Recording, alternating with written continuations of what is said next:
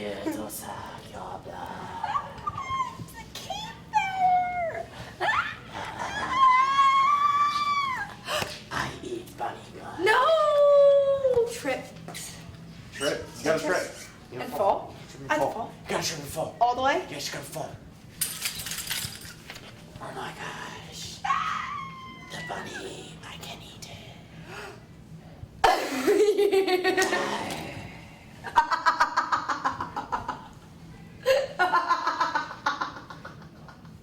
What? Was my acting not good? It was terrible.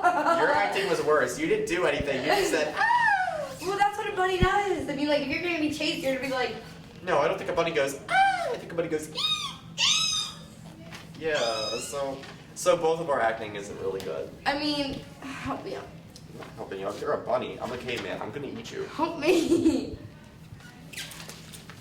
Anyways, so obviously we don't have some very good acting. But you know who does? Not us. Not us, yeah. So who does? The drama club or something drama related. Yeah, the drama club. Anyone drama related would be better than us. Yeah, just not us. Don't put us down for that. That's just not a good thing. I wouldn't put us down for that either. I think we should stick to like cross country and volleyball because. Because we're not actors. No, obviously, yeah, it's just all there.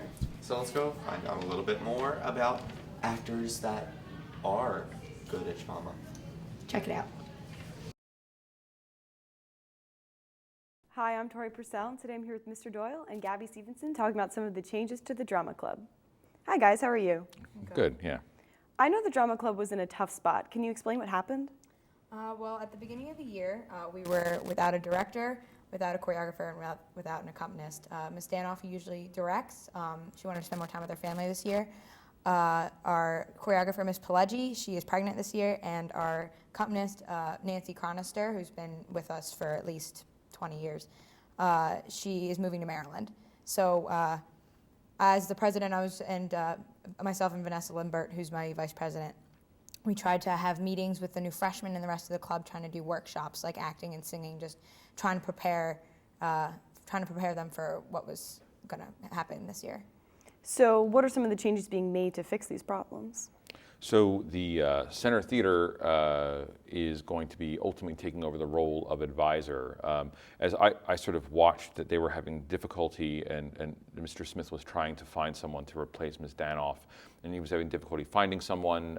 It is a challenging role for an individual to take because it's a lot of time commitment. Our school does a lot more drama than many other schools do. And as I was watching that, I was watching the kids sort of suffer. I felt for them. And the Center Theater has a real commitment to youth theater in the area. And some of your ninth graders actually are kids who have worked with us. Vanessa's someone who's worked with us very regularly. And so I thought that perhaps the Center Theater could step in. So the Center Theater, one of the two professional theaters in downtown Norristown, is going to act as drama club director for at least this year. So how did this come about?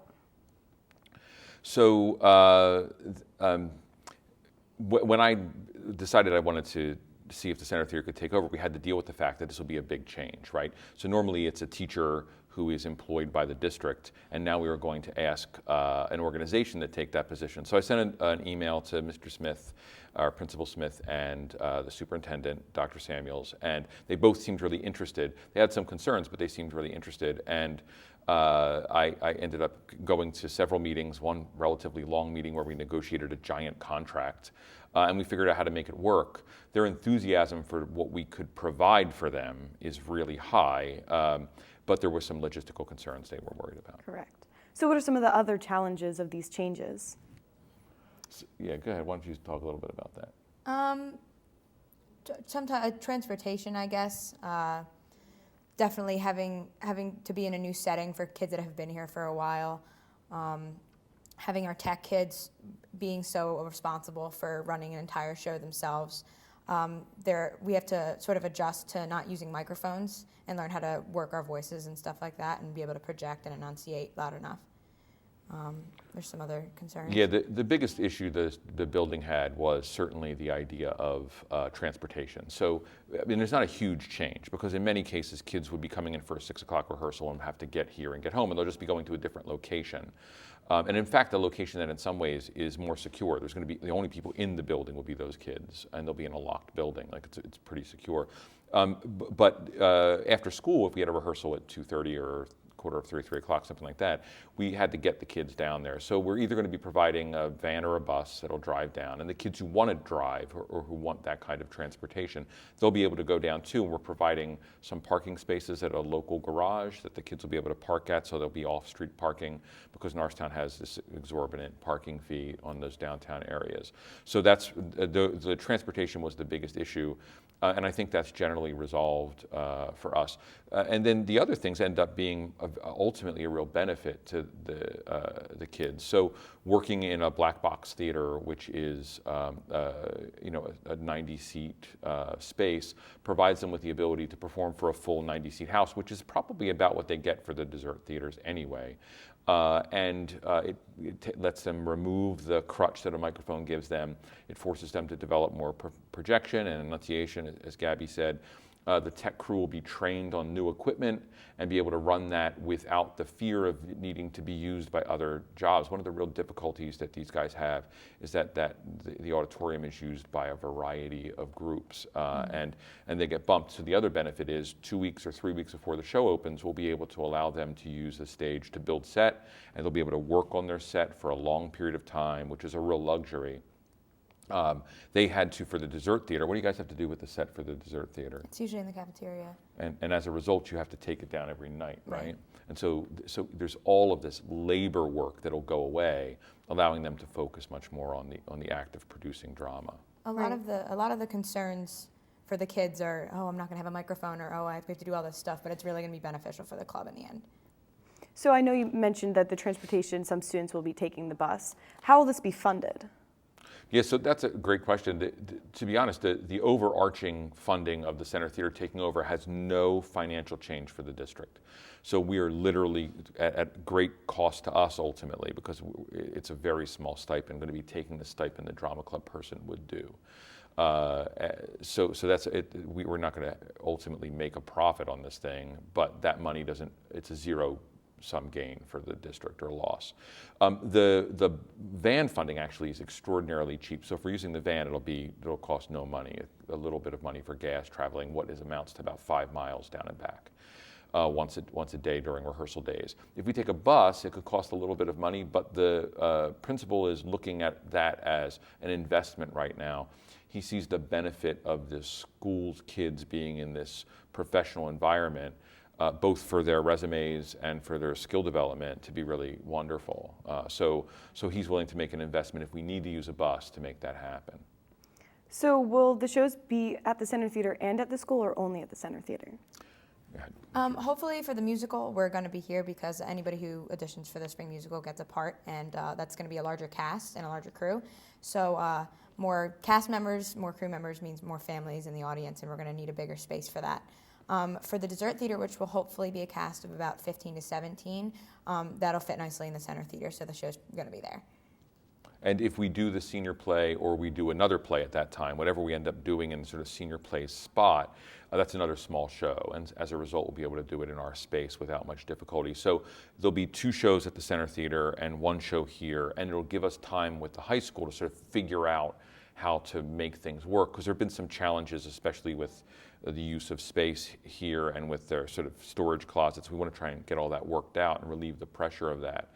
And so there'll be 2 of them will be down in our space. The middle show, the show that would probably happen in January, will undoubtedly be part of our Independent Voices Festival. So the kids will be performing in a regional theater festival as part of that process.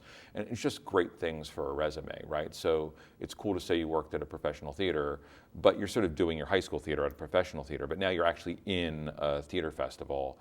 And that means people from the community are going to be watching and coming to see the shows, and all of that alters the way they can practice their craft. That sounds really great. This being your senior year and president of Drama Club, are you happy with these changes?